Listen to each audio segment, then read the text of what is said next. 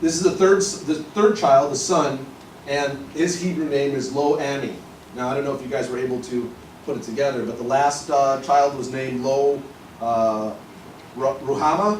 You know what Lo means? No. No. Yeah. And it's literally, not my people. So, I think of this, you know, God deals with us in one of two ways. Oh, is that, someone come pick up keys? We should get robbed. Sweet. We're doing so well that we got robbed. That's awesome. You know, God deals with this one of two ways when He's actively disciplining us. The first is actively, which means He is involved. It is the equivalent of me taking Joao, grabbing his hand, and whapping his butt. That's active discipline. The other way He deals with people is passively. You don't ever want God to deal with you passively. You want Him to crack you in the head. Because when He deals with you passively, He's literally turning you over to yourself. He's saying, you want this so bad, you want what's in your heart, what you desire, have it. And I'm pulling myself away from you. I'm telling you guys, we don't ever want to be in that place. You want God to knock you down. You want Him to smack you across the face, have you lose your job, have you lose your, whatever you want God to be actively involved in this. You don't want Him to remove Himself. Because imagine the people of Israel. Maybe there was one guy, let's just say there was one guy, who is sincerely saying, God, I am so sorry. Please forgive me. And God going, no. You're not one of my people. I'm not your God. You would rather God say, you know what? How about a plague? How about an army come through and just, I won't get too graphic. I know people don't like it. Defeat you. Come in with a white flag and say, just surrender. God is literally saying, no matter how much you turn, what you've done, I want no part of you. Because I'm letting you have what you want, which is you, which is your own desires, which is what drives you, the pleasure that you're after, which is so temporary and will literally vanish. You know, that's one of the difficulties of sin and the things that we struggle with sinfully is no one likes a sin that doesn't appeal to them. So we're quick to condemn Jeffrey Dahmer. We're quick to condemn a child molester. We're quick to condemn, name it, whatever you want. The only reason is because it doesn't bring you any pleasure. That's it. That's it. The people who struggle with drug addiction, that's where they find pleasure. That's why they do it. For most of us, it's lying, stealing. I know everyone's gonna be like, I don't steal. I know a guy who spent 30 minutes photocopying at work some books on his company's photocopier and then said, well, I mean, they kept me late. I have every right to do it. That's stealing. You know what I mean? As an employer, if I had one of my employees who was on the clock, walk in, pull out the copier and just start photocopying stuff, and be like, I'm just sitting there like, do you realize I'm paying you and I don't pay you to do this? Well, yeah, but I know you're probably going to have me work late and stuff like that. It's going to cost whatever, 13 cents, how dare you? Plus the $10 an hour I'm paying you. So when you take a nap at work, you're stealing. When you take a 2-hour lunch and you're only supposed to take an hour, that's stealing. So you see how easy it is to point out someone else's sin and go, well, I've never stabbed someone in the street like these animals do I read about in the paper. No, I just do white collar crime. It's completely fine. Unless it gets to the point of Bernie Madoff, then we all want to kill him, right? How dare he? He bankrupted millionaires. Really? That's what we're outraged about? That a bunch of millionaires lost their fortunes? I found that hilarious. It's like front page on everything. Like, he wasn't ripping off blue collar workers. He ripped off Kevin Bacon. I mean, like, should I really be that heartbroken for Kevin Bacon? He made Footloose. That's his punishment. You make football. That's your punishment. But, you know, it's just, this is such a difficult thing to really even just think about and just process through our heads, that there could be a time where God would say, no, I'm done with you. And it happens. We see it from people who walk away from the faith, just out of the blue. They've been believers, they're, a good chunk of their life, and something goes wrong, and they're like, you know what, I'm done with this. As if getting God gets you something. You know what I mean? You find Christ, and the next thing you know, you're like, well, things should be a breeze now. Which is ridiculous. Absolutely ridiculous. If anything, if anyone here, sitting here, is not a believer, I just want to point out to you, it gets worse. It doesn't get better. You are a target now. You are an absolute spiritual target. And things will happen. Do you know why? Because you now represent Christ. And people, Satan, spirits, don't like Christ. So what do you think happens to you? You get put under attack. You have to start doing crazy things like, I need to evaluate my life. Can I keep doing what I've been doing? And then that comes with life change. And that's painful and difficult and brutal and hard. So, if you want easy, Jesus is definitely not the way. That's my warning. That's everyone's encouraged. Look at that. That's awesome. I told you, my sermons, you're going to leave here depressed. You're gonna be like, excuse me. All right. I should say Corey did a good one. All right, so we have this third child, right, born, and we get this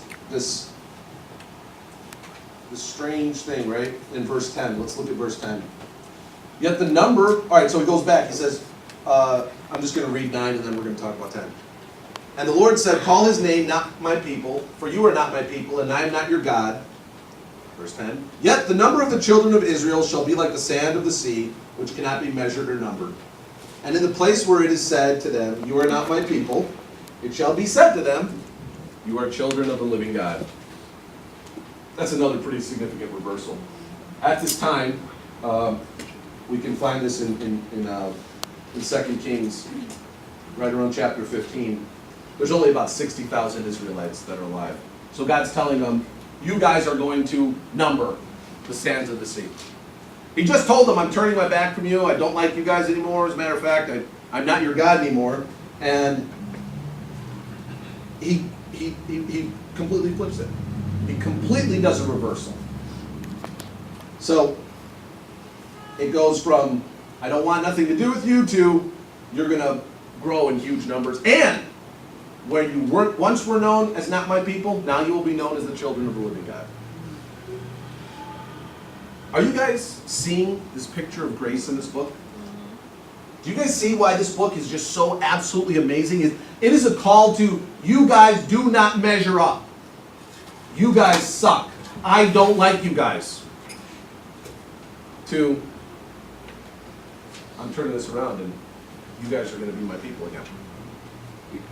And it is 100% solely God who determines that. God said, you are not my people, I am not your God, and now he says, you will be known as the children of the living God.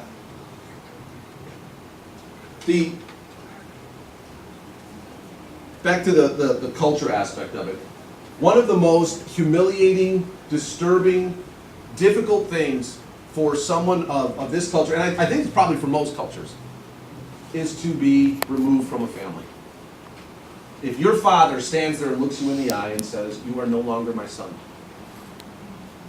that doesn't just have an implication between you and your father. But what it does is it's widespread. It goes throughout the society, throughout the culture. Now everyone in that community knows his father wants nothing to do with him anymore. And we shouldn't either. That's what happens. Now, we just had God tell these people, you are not my people. I am not your God. But you are going to be the children of the living God. Out of the family, right back in. It's an amazing, absolute amazing contrast of grace. It's, you've done this wrong, I want you to leave. You are not welcome in my home. And then as you're walking out the door, before you can even get there, and I shouldn't even say you're walking out the door. God's got he's kicking you out the door. As you're walking out that door, he stops you and says, no, what are you doing? You're one of my sons.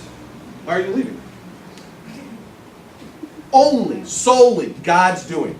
Don't think that at any point these people realize this and they decided to turn back around and come in. They're so stupid and so stubborn that they're literally walking away from everything. And the only thing, which is God. So, it's just this amazing contrast of, like I said, it should be demonstrating and showing to you grace, redemption, mercy, how God works, how God offers it in spite of the unfaithfulness of these people. Because the one thing that we've seen throughout this whole thing is God is the only one that's faithful, which is what he's trying to show us in this relationship, and we're going to see it develop more between Hosea and Gomer. Because no matter what Gomer does, it does not affect Hosea's actions toward her. Gomer has an affair, she goes out. I mean, she literally, we're going to see this, she literally goes out and like joins a brothel again, starts prostituting herself, is sold into slavery, and God's going to tell Hosea, take everything you have, everything, and go buy her back. Which at the time means public square. Everyone knows that Hosea is standing there going, I want to buy back my wife. And then people are going to be like, her? That's your wife? The prostitute? You know that she's been through here about a dozen times. This isn't her first offense. This is continuous with her. Well, how much do you want to pay? Everything. You know who did that? And that's what God did for us. We are the Hosea, the Gomers. We're standing up there, and God goes, you know what, Jesus, do me a favor. Go down there. Give up everything for Q. Buy him back. He's not worthy. This has nothing to do with him. This has everything to do with Christ. Go over there and buy him back. And pay the ultimate cost, whatever they want. Because he's the only one that can do it. And that's what God is showing us in this section right here. And then in verse 11. And the children of Judah and the children of Israel shall be gathered together, and they shall appoint for themselves one head. And they shall go up from the land, for great shall be the day of Jezreel. We have two kingdoms that have been divided.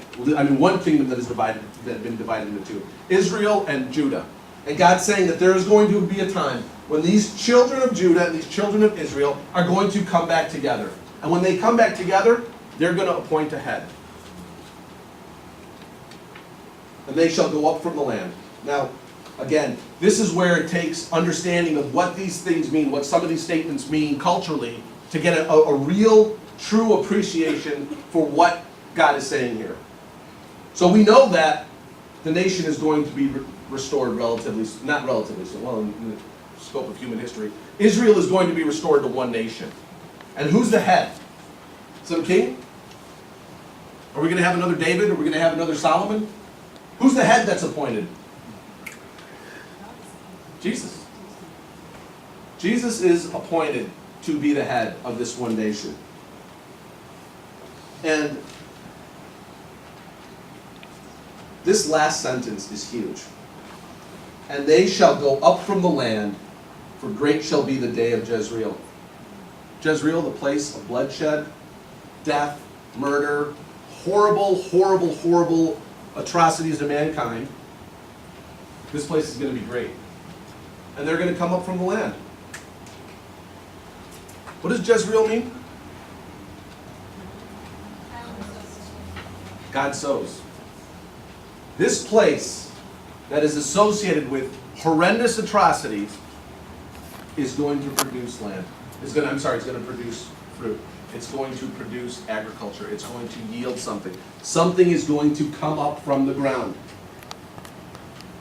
Are you guys putting this together?